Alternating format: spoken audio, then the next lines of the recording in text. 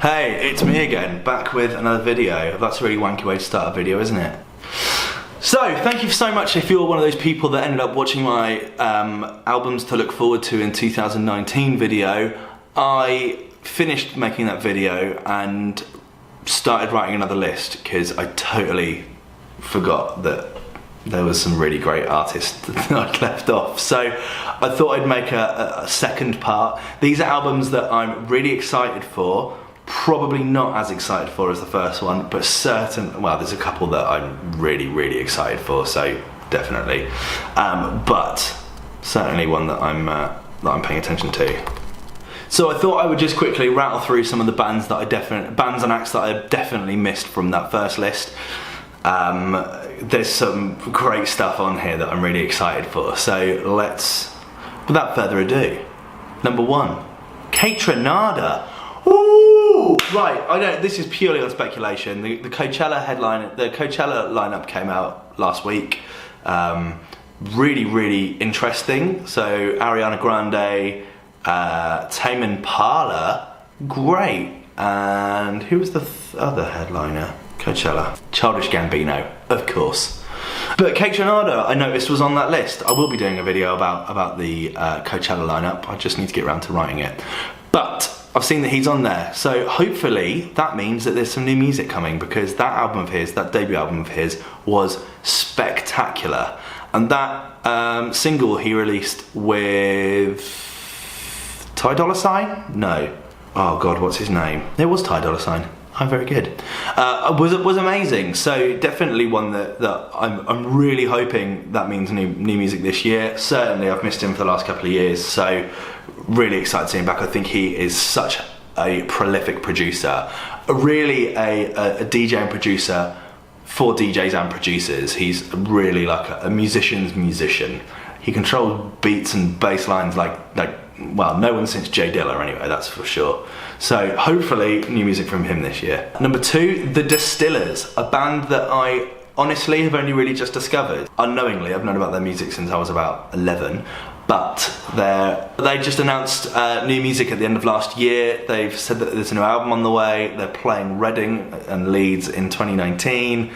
Hopefully that means a new album and it's going to be out soon, because I've really been enjoying discovering their first 3 albums. It's been 16 years since their last album. That's crazy. So hopefully something new from them this year. I was noticing the other day on the Twitter that Idles are back in the studio writing their 3rd album. Now, if you watched my album of the year 2018 video, I talked about artists releasing things too quick. My fear with Idles is that they will release another album this year and it will be far too quick. So they're certainly back in the studio writing new music. Whether that means that that'll be something that will come out this year or next year or maybe even the year after, who knows. But I thought it was certainly decent to add them to this list. Next is the 1975.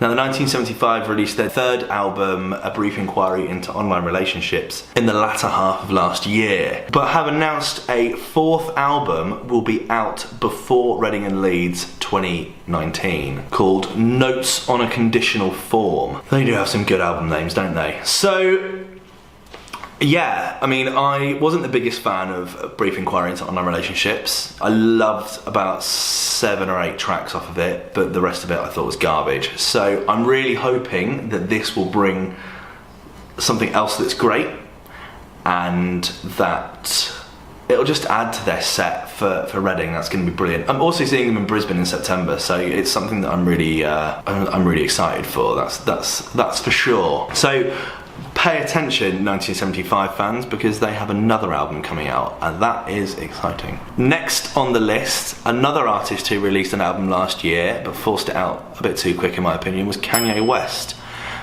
Towards the end of the year, he said he was going to release another album entitled Yandy, before putting it on a break and then going on tour with, going and playing a couple of shows of Kid Cudi with Kids See Ghosts. He then said he went to Africa to record it. I would imagine we'll get another Kanye album this year. When that is, I don't know. but it probably won't be called Yandy either. But you know, whatever. I'm always intrigued by Kanye. The way it goes with him is, I like them, I don't like them, I like them, I don't like them. So it's time for me to fall in love with it again. That's tends to be the case. Another new artist that claimed to have been releasing a new album last year, but it never came out, was Yonica. Yonica, amazing female-led rock band from. Where are Yonica from? Where are they from?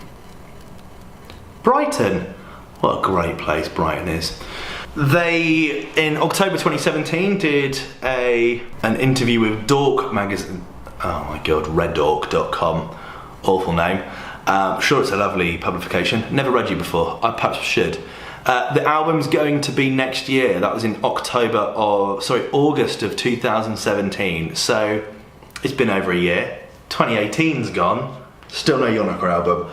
Hopefully that means it's coming out soon, because nothing is out yet. But loved last year's music. One of my Reading highlights, they were brilliant. So yeah, really excited to see them come back and release a full album. That would be great. An artist and band that I am only really starting to fall in love with now is Bring Me the Horizon. They are releasing their 4th album, is it? 5th album? I can't remember. But yeah, really great. They've released 3 singles so far. Mantra, which obviously was announced before Reading Weekend. Then they released that record with Danny Filth. Can't believe they managed to get Danny Filth on a record. That's ridiculous. And recently just released Medicine, which is kind of a bit more of an emo, kind of corny ballad. But I love it, and I don't care if you judge me. They've announced that they're working with Grimes on one of the records, so it's certainly an album that I'm excited for. I know that their previous album was super popular and kind of came out of nowhere, so really intrigued to be part on that journey as it comes out with all of their fans. They've got some seriously loyal fans, that's for sure, so excited to see where they're going to go.